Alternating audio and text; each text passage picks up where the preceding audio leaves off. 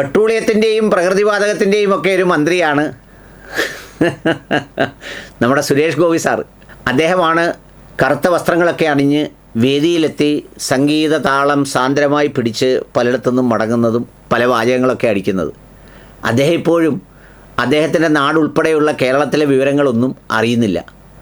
LPGക്ക് യാതൊരു ക്ഷാമവുമില്ല എന്നാണ് അറിയുന്നത്.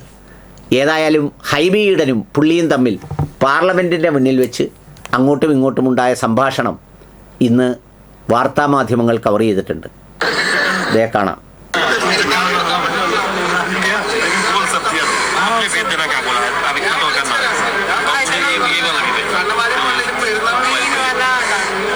राज्य के अध्यक्ष जो है, कार्यकर्ता जो है, कैंडिडेट्स जो है, उनसे पूछना और जवाब लेने का प्लीज.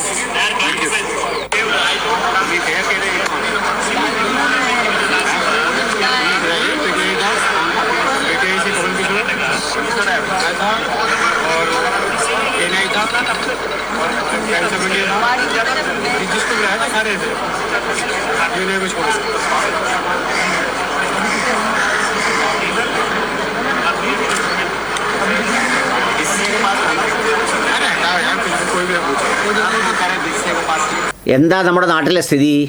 എല്ലാ ഹോട്ടലുകളും വരിയായി അടച്ചുകൊണ്ടിരിക്കുകയാണ്. വരിയായി, നിരയായി. എറണാകുളത്തൊക്കെ ജോലി ചെയ്തിരുന്ന പലരും വീട്ടിലേക്ക് മടങ്ങി വന്നു തുടങ്ങി. അതിഥി തൊഴിലാളികളായി അന്യസംസ്ഥാനത്ത് നിന്നെത്തിയ ആളുകളൊക്കെ തിരിച്ചു പോയി തുടങ്ങി. ഹോട്ടലുകളിൽ പണിയെല്ലാം നിശ്ചലമായി. പണി നിശ്ചലമായെന്ന് മാത്രമല്ല, അവരുടെ ഭക്ഷണ കാര്യങ്ങൾ പോലും നടക്കുന്നില്ല. ബാക്കിയുള്ള സ്ഥലങ്ങളിൽ പണിയെടുക്കുന്ന ആളുകൾ മടങ്ങിപ്പോകുന്നു. കാരണം ഹോട്ടലിൽ ഭക്ഷണം കൊടുക്കാൻ ഹോട്ടലുകളില്ല. ഇഫ്താറുകളുമായൊക്കെ ബന്ധപ്പെട്ട് നാട്ടിലിറങ്ങിയാൽ എല്ലാ ഇഫ്താറുകൾക്കും നോമ്പ് കാലത്ത് ചുട്ടെടുത്തുകൊണ്ടിരിക്കുന്ന ഒറോട്ടിക്ക്, അരിപ്പത്തിരിക്ക് ഒരു ആശ്വാസമുണ്ട്. അരിപ്പത്തിരി എങ്ങും കിട്ടാനില്ല, നിലച്ചു. എല്ലായിടങ്ങളിലും ഇപ്പോൾ ബിരിയാണിയും മറ്റുള്ള ഭക്ഷണങ്ങളും വിറവുള്ള സ്ഥലത്ത് വെളിമ്പ്രദേശത്തിട്ട് വെച്ച് കച്ചവടം ചെയ്യുന്നു. 10, 20, 25% അധിക ലാഭത്തിൽ.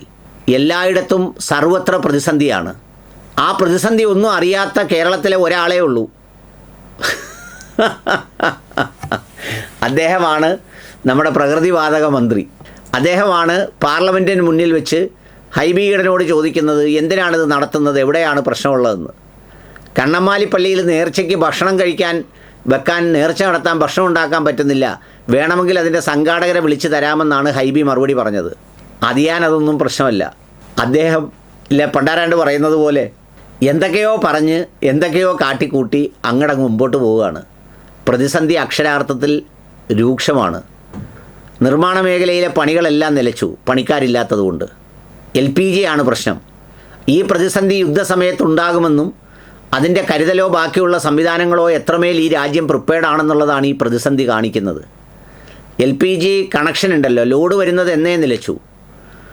ഈ പറയുന്ന ഫോണിൽ റെക്കോർഡ് ചെയ്യുന്ന ഓട്ടോമാറ്റിക് സംവിധാനം ഓഫാക്കി താക്കോല് കൊണ്ടുവന്ന് കായലിൽ കളഞ്ഞു. ഇതൊക്കെ ഇപ്പം നടന്നുകൊണ്ടിരിക്കുന്നതാണ്. ഈ യാഥാർത്ഥ്യങ്ങളാണ് കേന്ദ്രമന്ത്രിക്ക് അറിയാതെ പോകുന്നത്. ഒന്ന് ആലോചിച്ച് നോക്കണേ.